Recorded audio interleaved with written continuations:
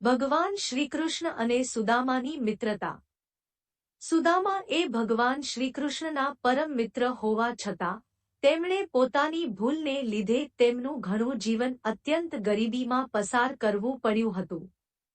તેની ગરીબીનું કારણ કે જેના લીધે તેઓ ગરીબ બની ગયા હતા।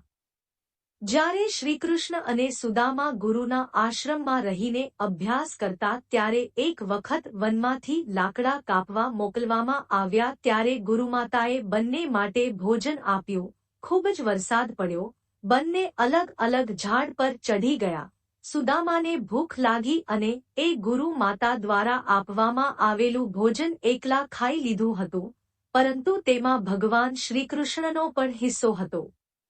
બીજાના ભાગનો હિસ્સો લઈ લેવાને લીધે સુદામા એ ગરીબીનો સામનો કરવો પડ્યો હતો।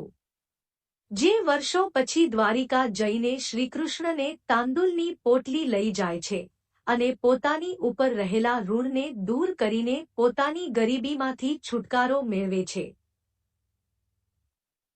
અહીંયા તે વાતને પણ ધ્યાનમાં રાખો કે ભગવદ્ ગીતામાં કહેવામાં આવ્યું છે કે જે મનુષ્ય ભગવાનને ભોગ લગાવ્યા વગર ભોજન કરે છે તે ચોરીનું અન્ન ખાવા સમાન ભૂલ કરે છે। તેની સજા તેણે દરેક લોકમાં ભોગવી પડે છે। એટલા માટે આપણે ક્યારેય પણ બીજાના હકનો હિંદવીને લેવું જોઈએ નહીં। ઘરમાં નાની નાની વાતો ઉપર પરસ્પર કલેશને લીધે પણ ઘરમાં દરિદ્રતાનો વાસ થતો હોય છે। ઘરમાં જ્યાં ત્યાં ગંદા કપડાં હોવાથી અને તૂટેલી ફૂટેલી ચીજો એકઠી કરીને રાખવાથી પણ આર્થિક સ્થિતિ ખરાબ થવા લાગે છે।